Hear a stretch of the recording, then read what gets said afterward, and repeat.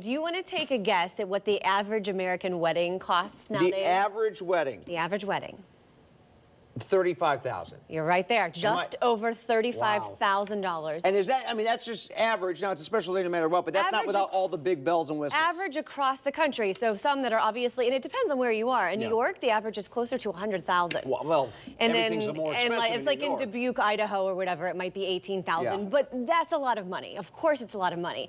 And you can have an amazing day without spending a mint. So here are some things to keep in mind if you're the bride, if you're planning this wedding. First of all, figure out what one thing is non-negotiable to you. Maybe it's the pictures that you're going to have forever. Maybe it's your favorite band or your favorite DJ. You get one thing that's non-negotiable. Whatever it is, you can spend a little more on that, but then consider skipping some things. Okay, the save the date cards. You have a cell phone. You can text people. They will know the date. You're going to save a ton of money on that. Also, the programs. Do you throw those away every time you walk out of the wedding? Yeah, I do. And you know the people who are in the wedding anyway if you're there. I think the program's only for your scrapbook, so why don't you just make one program? Make one program if you want to. Absolutely. The professional makeup artists, you know, those kinds of things. The videographer, how many times are you going to watch that video over and over again? Probably not. What's more important to you, the video or the pictures? Right. Spend a little more maybe on one of those and not the other one. So another thing that to keep in mind, and guest favors is another one too. Yeah. I mean, I can't remember. I was thinking this morning, one wedding that I went to had Godiva chocolates. I remember that. Anything else, I don't remember. I don't need a little plastic champagne glass with those mints. Nobody cares. No, don't waste your money. Don't waste your time on that. I'd rather you get like embroidered napkins. Okay. With your initials on it, like cocktail napkins. Okay, there you go, cocktail napkins. But then you're spending more. Okay, the timing of the wedding also makes a difference. If you can plan that wedding between November and April, you're going to save about 30%. My cousin Lisa, we've got a family wedding that we're planning right now. She's getting married next March.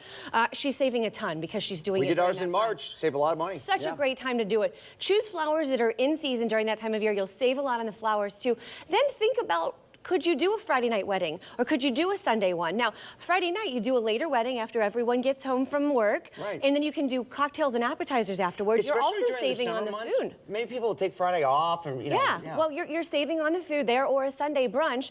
Breakfast food is much cheaper. It is. So there's ways that you can save there. Now, if you're having people in the wedding, one thing to think about is maybe have them buy the dresses off the rack. I will say that my cousin said, you know what, black dresses, whatever they look like, I got a dress off the rack for $35 and I love it. Yeah, a lot more of that. You know, here's the color scheme, pick your dress. Right, pick your dress. That's great. And then for the guys in the wedding, maybe instead of those tuxes that they'll never ever, you know, they have to return immediately, look at just a navy blue suit and then they can all have matching ties. That's a way that you can make less of a burden. If you're going to be a guest at a wedding this summer, and come on, everybody has guests.